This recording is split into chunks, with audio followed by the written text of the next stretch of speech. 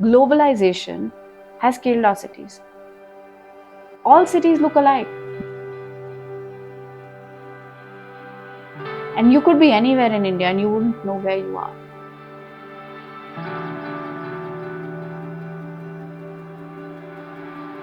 And I think that's what really bothers me.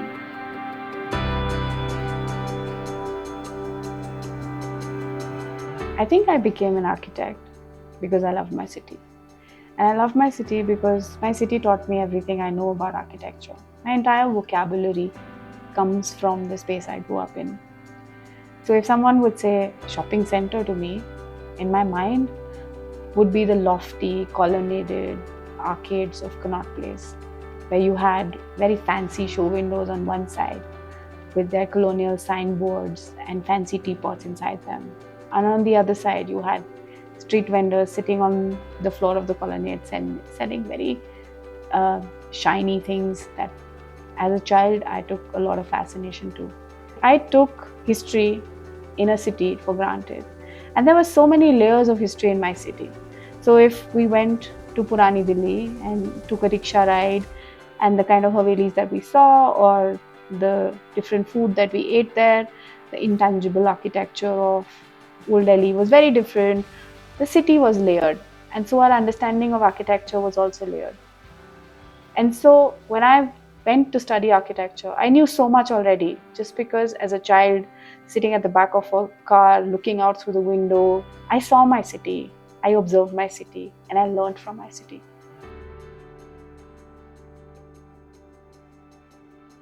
The French embassy with Aishwarya, the architect, started on a project in Chandernagore. Chandernagore is 50 minutes from Calcutta, and it was a French outpost.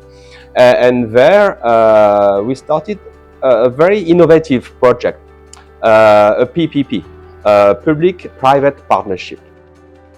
As part of the project, we wanted to do a pilot project, and there were multiple discussions on what building should we choose.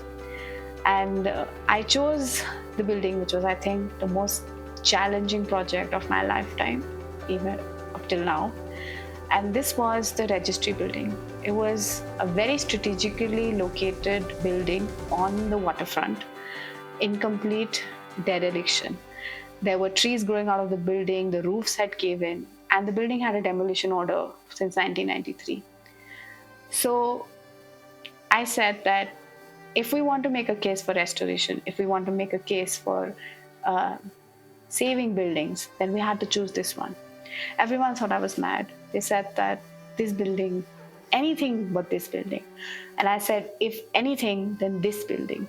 And so with my co-founder, Hina, who is also a fellow architect, traveled the world and interested in cities and innovation, we decided that it was time to take the stories of Jugaad and innovation that exist in our cities to our young people and to show them that we're already so sustainable, but we don't recognize it as such. And that's where Jugadopolis was born. The best way to have more people believe in your school of thought is that when they know about what you're doing. And to get that, we needed to start capacity building. We needed to get our message across to people. And the best way to do this was to create tools of capacity building, because there was no way that we could reach out to people. It was really nice how the students have worked in their studios, in their classrooms, to theoretically derive solutions for the project. And then, of course, they go on the site and do hands-on work. They work with real materials. We work with lime, wood, etc. to get hands-on experience. When we hit the pandemic and we were all stuck inside our homes, Hina and I thought that we should do something about this opportunity. This was also the time that we realized that this was the first time that we couldn't go to site. And so we needed something in the virtual medium that didn't exist till then. So we designed these internship programs from students across India to create these user-friendly manuals on restoration. And that's how the Restoration Toolbox was born. And restoration is not only rebuilding the building, it's also to reuse it, it's also to recycle it. So that's a great toolbox. I would love to have a toolbox like that for everything, for any project.